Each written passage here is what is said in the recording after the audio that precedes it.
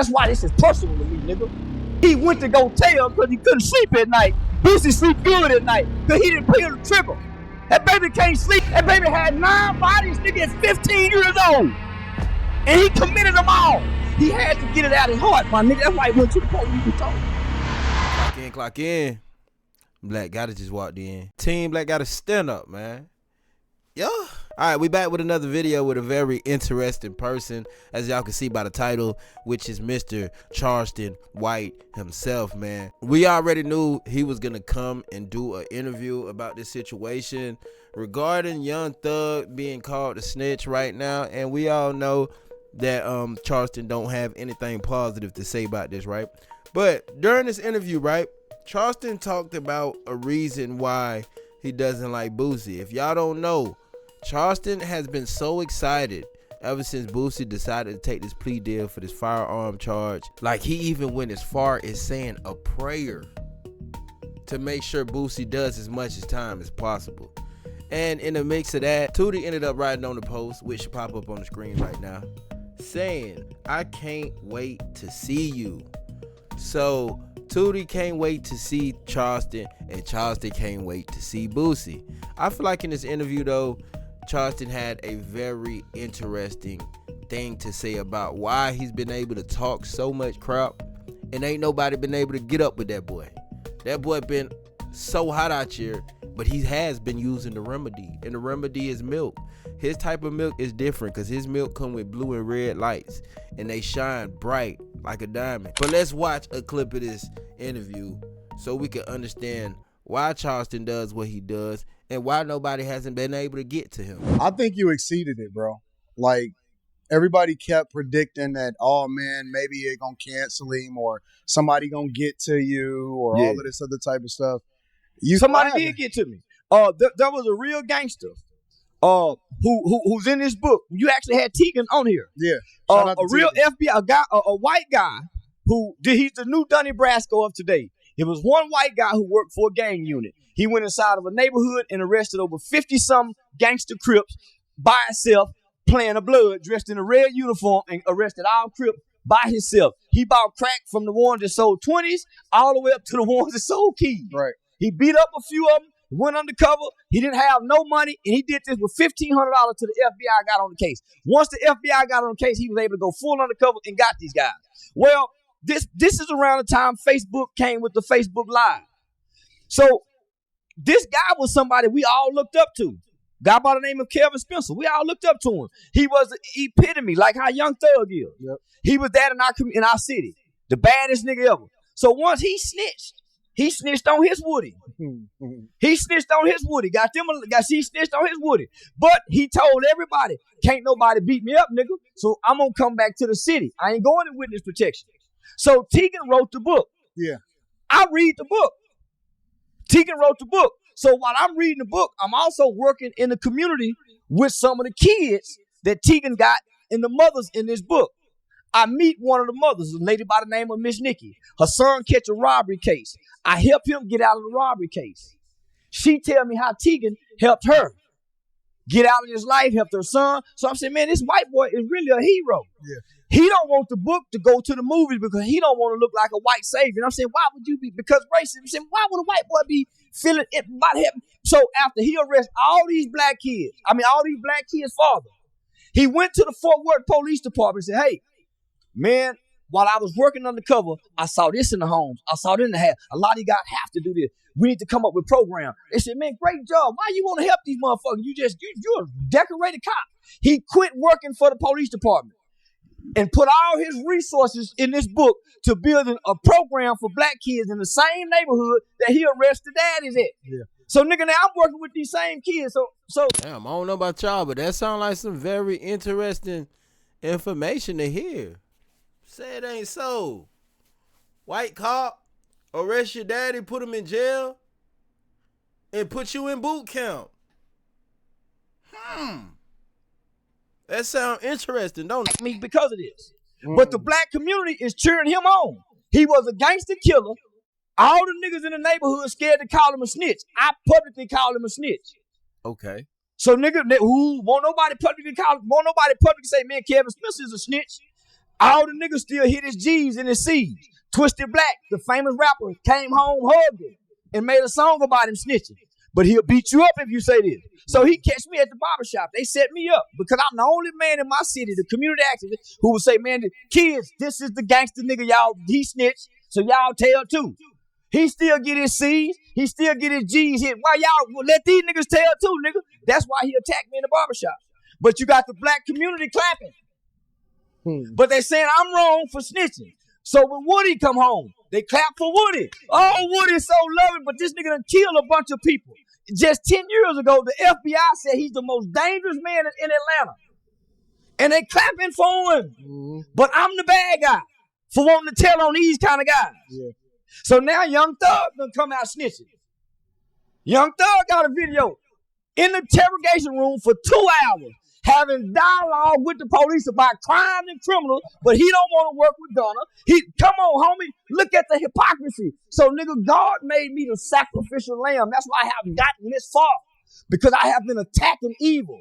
This man just sat here and said he is the sacrificial lamb sent from God himself.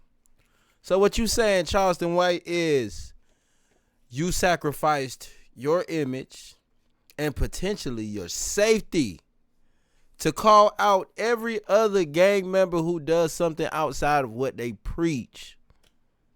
Don't that sound interesting, y'all? Now, in a way, what he say may sound like it's realistic, right? But whole time, you trolling a little bit. You are definitely trolling a little bit.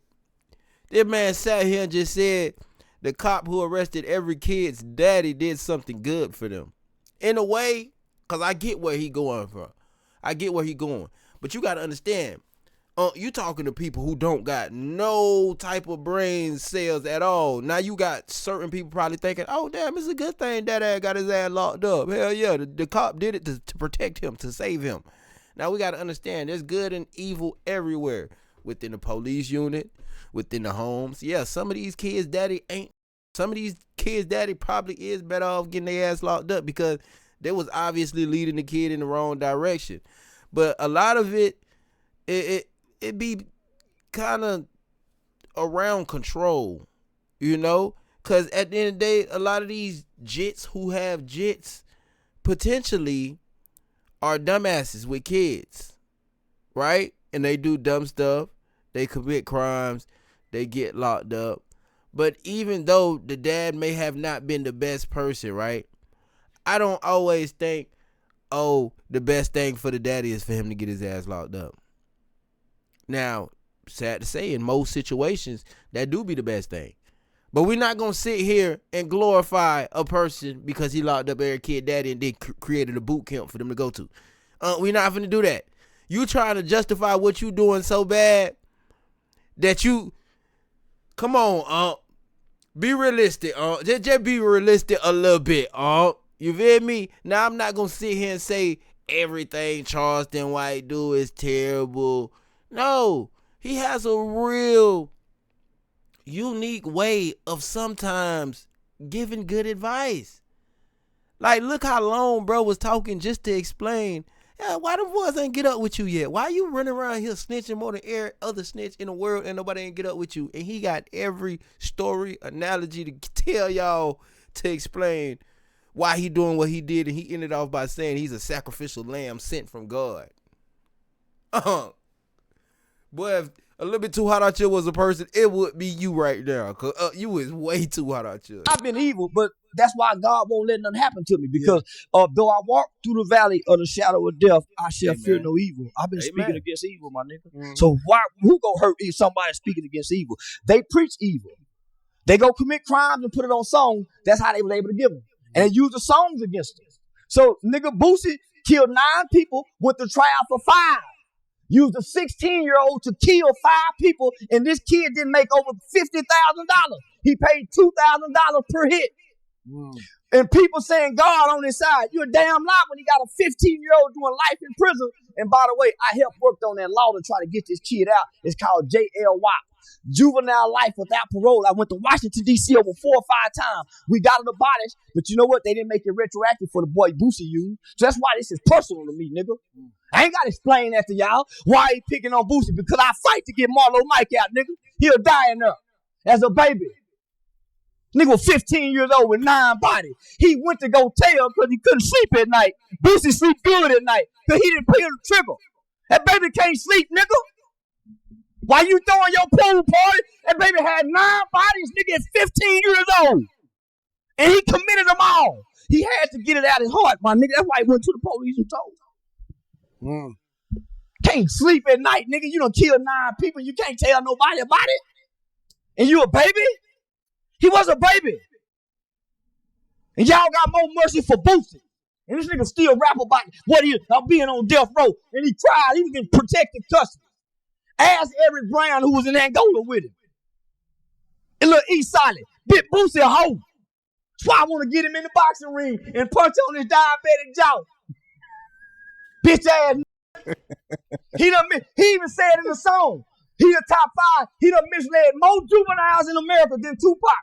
Boosie should be sentenced to the higher end of the maximum sentencing guideline. You know why? Because he talked that street. Let's see if he can stand that street.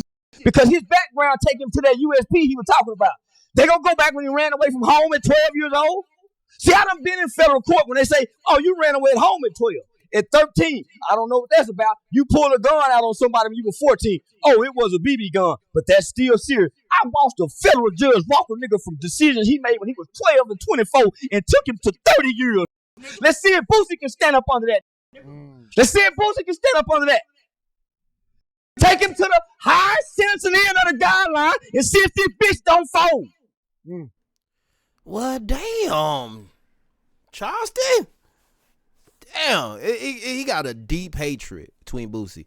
But this is why I say there's certain gray areas in what that boy Charleston White be saying. Because you see how he would throw out things like, oh, Boosie paid for $2,000 each and every hit. How do you got these facts, but yet the people that tried to convict him of these crimes wasn't able to come to the conclusion of these facts? Not to sit here and say Boosie was a saint and he was just the best person walking the earth. But look at the claims you making, my guy. If you're going to point out things that people are doing, yeah, I kind of agree with him with pointing out the music that people be using to amp up some of these jits. Yeah, I kind of agree with some of that. But when you go to throwing unfactual things with no type of evidence for real, but your word and what you was trying to do and whatever was talked about back then, famo, we don't know for a fact exactly what you're saying is what was done. And since you trying to help Marlo Mike out, right? What was Marlo Mike dad at? He probably was arrested by the same type of cop you is preaching for, who locked up his daddy, but he wasn't eligible to go to the boot camp. Like, famo, you gotta pick and choose whatever you finna talk about, realistically. And I don't think Charleston White is gonna be too happy when he finds out that the prosecutors are only pushing to give Boosie around 2 years in jail. Yeah, in jail. 2 years. So that's an extremely low sentence for what he got charged for, which was carrying about 15 years. They are pushing to get him 2 years. And if he comes up like Youngboy did in his federal case, I see Boosie doing 9 months to about 14 months, a year and some change. And he'll be right back on. So, yeah, man. But like y'all know, I be right 98% of the time. Only 2% of the time I probably be not all the way 100% right, but I be on point. But y'all let me know how y'all feel about all this in the comment section below. Is Charleston just mad at Boosie for whatever reason, or is Charleston White completely right? Everything he does is right and is for the betterment of the community because he's pointing out everything and he is a sacrificial lamb. Let me know in the comment section below.